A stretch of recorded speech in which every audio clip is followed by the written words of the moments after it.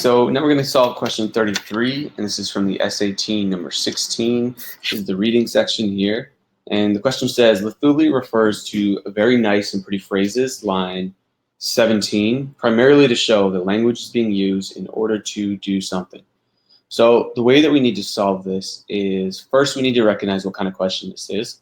And here, basically, we're asked about a series of phrases, and we're asked, how are they being used? They're being used in order to do what?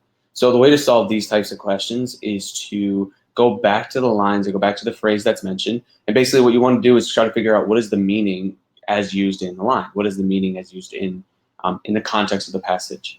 So here we want to figure out basically what does very nice and pretty phrases mean, right? And why is it being used? So we go back to the text here, and we would scan and we would find this here. So the line says, sometimes very nice and pretty phrases are used, how, why? To justify this diversion from the democratic road, right? And I don't have all of the text here or all of the passage represented here, but basically his point is that very nice, basically his point earlier is that you're not going to have complete freedom in South Africa until you have apartheid is ended, right? And his whole point is that as long as there is apartheid, then there's not true or full democracy. So then his point here is that sometimes very nice and pretty phrases are used to justify this diversion from the democratic road. So we want to understand sort of in our own words, before we look at the answer choices, we want to know, like, what are these phrases being used for? And so he says justify the diversion from the democratic road, which seems to be like making an excuse for the reason why we have apartheid and we are not, we don't have the fullness of democracy that we need. Right? So it's almost like we're using these nice and pretty phrases. He gives one here, develop along our own lines, to sort of almost like hide the fact that things are not as they should be. Basically to hide the fact that democracy has been left over and been exchanged, and we have this form of democracy where we have apartheid. So we want an answer choice that will kind of match that. So let's go down, we'll look at 33. So A says that the lines are used to rectify an intolerable situation.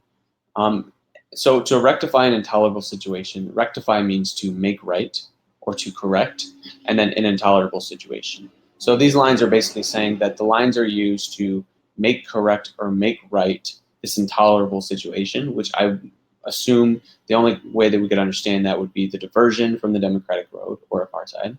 The problem with this answer choice, even though it might seem plausible at first, is that the lines themselves are not really rectifying or trying to make right the intolerable situation. Instead, what they're really trying to do is sort of excuse it and almost act as if this diversion didn't happen.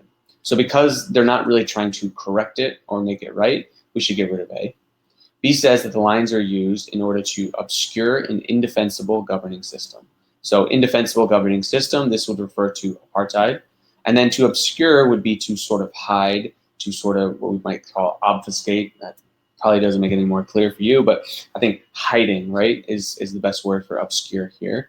And I think that does sort of match what we have here. So he basically is saying that we're trying to justify this diversion or make excuses for this diversion. And I think it's safe to say that this could also mean that we're sort of hiding the fact that we have diverted from the democratic road.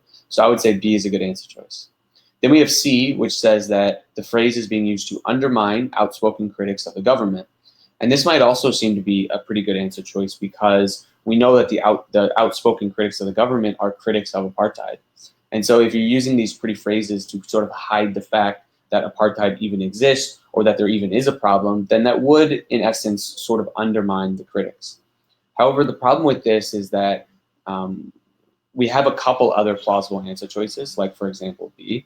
And we need to be a little more specific about making sure that really what was happening in this phrase is undermining the outspoken critics.